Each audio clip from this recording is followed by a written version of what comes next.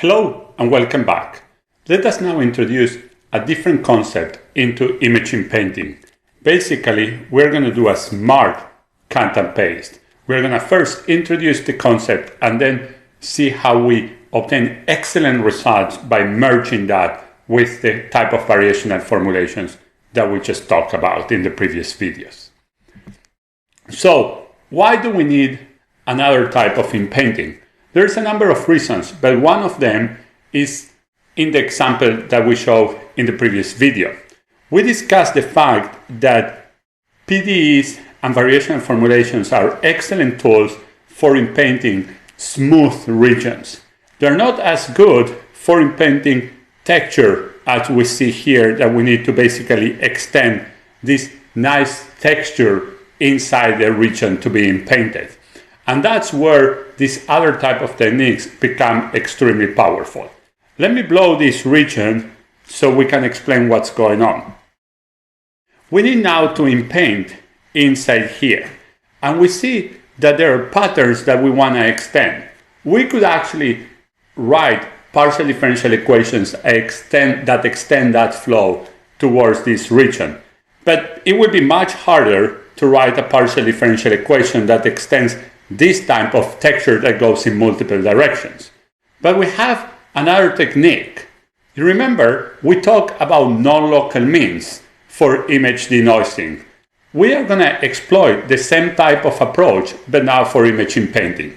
Here is the basic idea. Let us assume that we take a patch here. This patch is very particular. It contains some known information and some unknown information.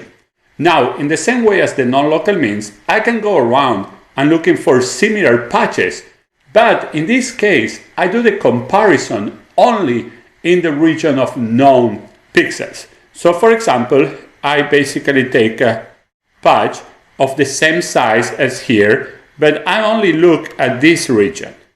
And I say, is this region similar to this region? And I keep going around. For example, I might take a patch here. And once again, I look only at this region. So I basically translate the known region towards that patch. And I keep going and I find one or more patches that in the known region, they're basically equal or very similar. Let us assume that I find one. For example, I find it here. And we draw the region and we say, okay, this is very similar to this here. So how can I fill this region? I basically copy this. The unknown becomes the known part of the matching patch. I can copy the whole region. I can copy only a few border pixels.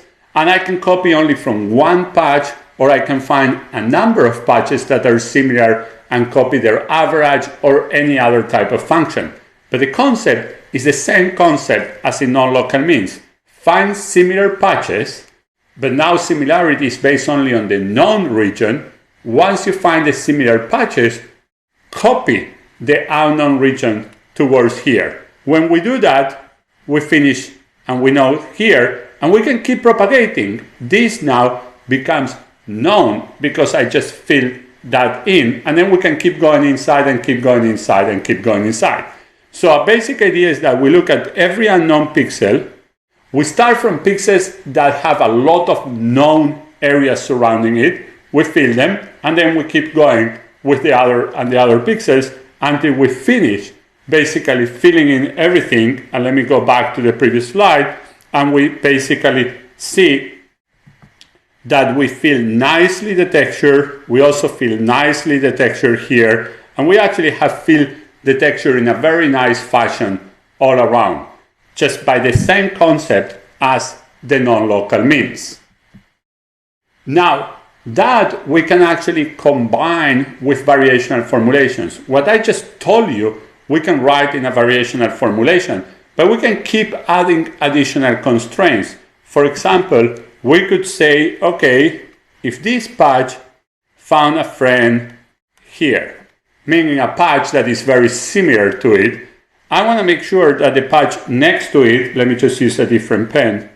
I want to make sure that the patch next to it finds a similar patch next to the previous one.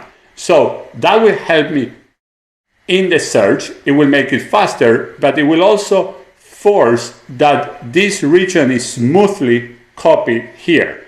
And that can be posed in a variational formulation by, for example, asking that the translation vectors, so this patch got translated from here, this patch got translated from here. We have two translation vectors.